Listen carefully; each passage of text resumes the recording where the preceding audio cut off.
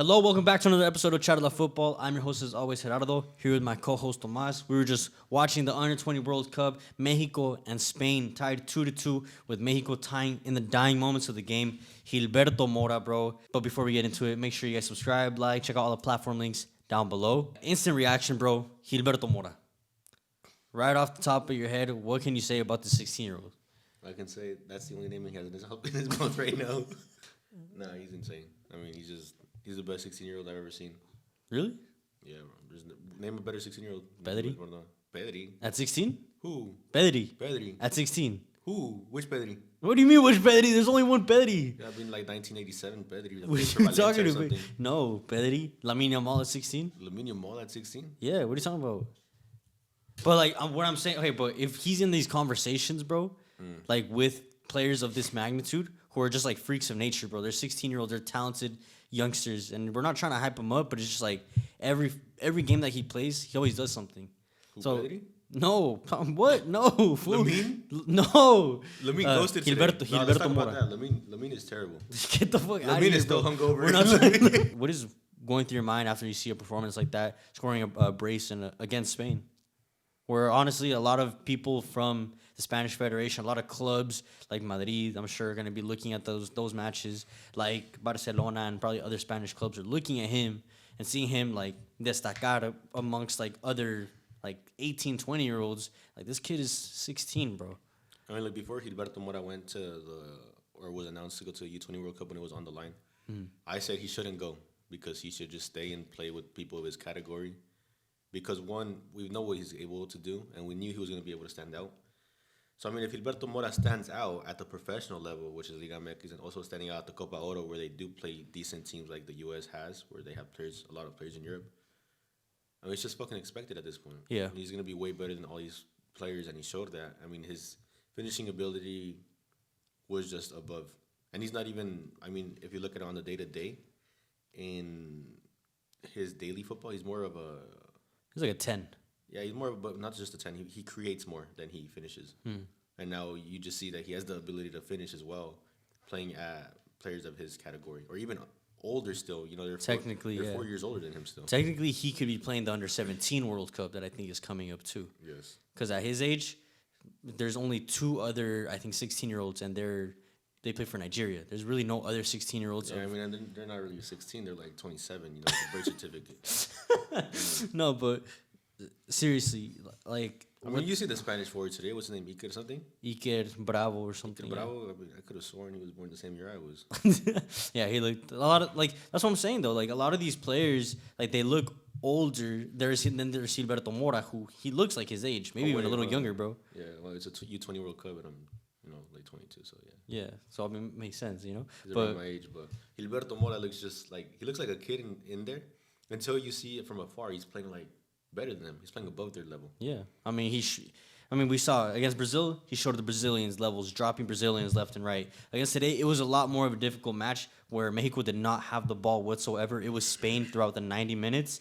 But in the few moments that Mexico had to capitalize, they took advantage of those moments. Oh, yeah, it was really just Gil Mora. And I mean, if you look at the second goal, most of those crosses do not end up in goals. I mean, it was a first-time finish. Yeah. It was a clean finish, It was a bro. clean finish as well. I mean, the goalie just didn't expect it. He couldn't do anything from there. Couldn't do anything about it, and because it wasn't really hit that hard, he just wasn't expecting a first-time finish. Yeah, first-time finish. It was hit so precisely. It went to like right next to the goalpost too. Yeah. Really, nothing the keeper could do. But I mean, yeah, I didn't even expect that myself too, because you saw the flick from Elias Montiel. You would have thought maybe a Spanish defender would have came out and just intercepted the ball. But then there's Gilberto Mora, just one time, a little volley with the inside of the foot. Like, maybe a player of his age, maybe just, like, hits it, you know, with all the emotion and rage, you know, that's going on through his mind, and it just skies it. Or maybe doesn't even hit it right. You know, a lot of those kind of finishes happen where you end up swinging and missing, and, you know, just the ball goes wherever. But he hits it so perfectly into the bottom left-hand corner of the keeper, where, I mean, it's a recurso at this point. It's just technically that is what he's capable of, and he makes it look so easy. No, yeah, I mean, it just wasn't something I would expect from at that level. I mean, we saw how the game was ending up. You know, it was getting a little bit. Spain started trying to waste a lot of time. Yeah. And it's kind of like this ends up happening at the 87th minute. Then Mexico's on their ass for the remainder of the game. Yeah. Literally, I think Mexico could have had a winner in the last few minutes, too. Yeah. Well, Gil Mora gives it to, like... So he scored twice, but also two of his crosses went straight to the keeper's hands. Yeah. Maybe a cool free kick goal would have been nice to see. But then if you look on the professional level, that's kind of how they're taught. Go towards the keeper and the forwards kind of run in front of the keeper. Yeah, crash the keeper. Overall, it was a disappointing match from a tactical standpoint. I thought Mexico would have came out with a little bit more balls like they did against Brazil. I mean, if they were able to go toe-to-toe creating opportunity after opportunity against Brazil, I expected the same thing against Spain. But I feel like they gave a little bit too much respect to Spain because Spain just was dominating the possession of the ball. I would say maybe a cool like 70-30, if that. Like it was just a complete domination from the Spanish standpoint, but really couldn't penetrate the defensive line that Mexico had put up. And then when they did, I mean, it was just like really just two fuck-ups, two huge mistakes where Mexico ends up getting punished. Like specifically that second goal, the penalty where Iker Bravo scores. Like, bro, that could have been a red card. That was a risky play. Yeah, I know. But also, you look at Spain throughout the game, and it's kind of like they're playing what would be today Latin. It's a dead language. It's a dead way of football. This reminds me of like 2010, 2011, 2012 Barca. It reminds me of like 2014, 2016 Spain, where they just play left to right. Exactly. Really no penetration. No penetration. Where like kind of the ideology or the difference with that Barca was that you go forward and you have the quality to go forward. And it's kind of you see these players and they just. Technically, they're good. Technically, they're very good. They move very well off the ball. They know where to move the ball to, and they know how to move forward, building up. But it's kind of there's not this like there's a lot of times where the Mexican backline was high, and there wasn't that big long ball over the top. It was really just like they're high. Oh, play to the left, play to the right, play back. Yeah, and it's kind of like very passive. It's a very outdated form of way. I mean, even Pep Guardiola was saying that the only reason that this was able to that Barcelona was able to be successful with it, even Spain, was because of the players they had. These players not only understood their what they needed to do on paper, but they also had their own creativity, with Iniesta and Xavi. And it's kind of, I was seeing that. And to replicate that, I mean, it's a one generation thing. Yeah. So I mean, to be fair to these kids, bro, a lot of them haven't even debuted with their teams in La Liga.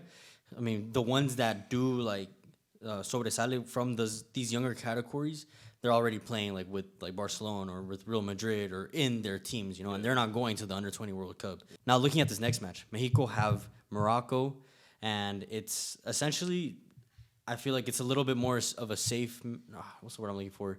It's not as high risk as it was if you were to come out of this Spain match with a loss, and then in that match you would basically be forced to get a win versus Morocco, but Morocco plays Brazil. I think we're expecting Morocco to maybe get a result or even beat Brazil. And then Mexico, I think with the way they've been competing against these two national teams, I think they can get a result against Morocco as well, whether it's a draw or maybe even a win. Because maybe if Morocco do get a win versus Brazil, maybe they might even rotate. Who knows? But overall, I mean, let me know what you guys think. Can Mexico still get second place in this group? Honestly, I don't see them getting first, only because Morocco probably have to lose, and I don't see them losing. And as for Gilberto Mora, I mean, let me know what you guys think of his performance. I mean, you guys kind of already heard our takes, what we think about his performance. An incredible player. Make sure you guys come back after the Mexico and Morocco game. That way we can recap what happened in that match and see if hopefully Mexico qualified into the next round. Make sure you guys subscribe, like, check out all the platform links down below. We'll see you guys on the next one. Peace out.